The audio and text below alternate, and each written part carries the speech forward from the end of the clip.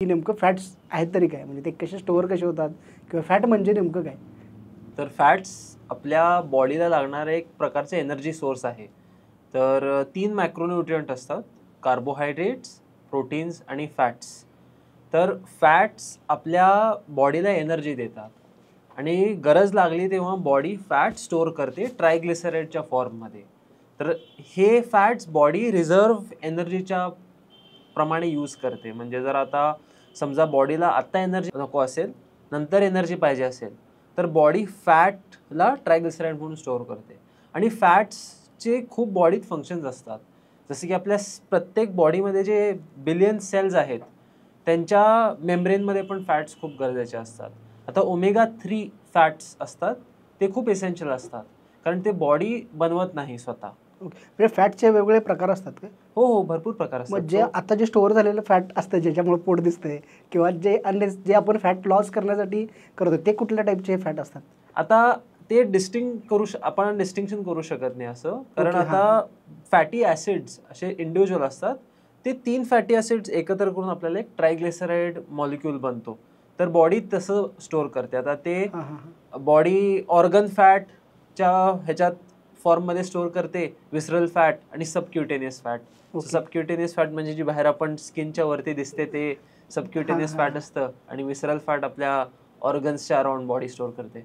Okay, तर तसं fat लागतेच आपल्या शरीरासाठी, म्हणजे खूप इसेन्शियल आहे. Fat is essential. Dietary fat हे इसेन्शियल असतं कॉम्पोनंट. म्हणजे फॅट जर ते एक्स्ट्रा प्रमाणात स्टोअर झालं तर वजन वाढतं. हां, तर ते फॅट खाल्ल्याने डायरेक्टली फॅट स्टोअर होत नाही.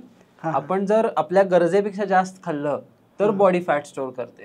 नाहीतर जे फॅट आपण खातो ते बॉडी युटिलाइज करते एनर्जीसाठी. इन्सुलिनचा काय रोल आहे का फॅट लॉसमध्ये किंवा फॅट स्टोरेजमध्ये? तर इन्सुलिन एक हार्मोन असतो. तर आपले पॅनक्रियाज आपण काय पण खातो ते खाल्ल्यावर इन्सुलिन रिलीज करतात. आता इन्सुलिनचं काम काय आहे? एनर्जी तयार करणारे मॅक्रोन्यूट्रिएंट्सला तुमच्या सेलमध्ये पोहोचवणं. म्हणजे अमिनो ॲसिड्स झाले, ग्लुकोज झालं, फॅटी ॲसिड्स झाले. तर इन्सुलिन काय करतं? सेल्सच्या आत पोहोचवतं, त्यामुळे ते त्याचं ॲब्झॉर्प्शन वाढवतं सेलमध्ये. तर इन्सुलिनच्या ॲक्शननी बॉडी फॅट स्टोरेज प्रमोट करते, ग्लुकोज एंट्री प्रमोट करते. तर जेव्हा इन्सुलिन लेवल्स हाय असतात तेव्हा फॅट लॉसचा रेट कमी होतो आणि फॅट स्टोरेजचा रेट वाढतो. त्यामुळे खूप लोक म्हणतात की ठीक आहे, इन्सुलिन चुकीचं आहे, म्हणजे इन्सुलिन वाढलेलं चुकीचं आहे. पण जर तुम्हाला डायबिटीज नसेल तर तुम्हाला इन्सुलिनचं काही म्हणजे एवढं टेन्शन घ्यायची गरज नाही आहे. ते एक नॉर्मल फिजिओलॉजिकल रिस्पॉन्स आहे.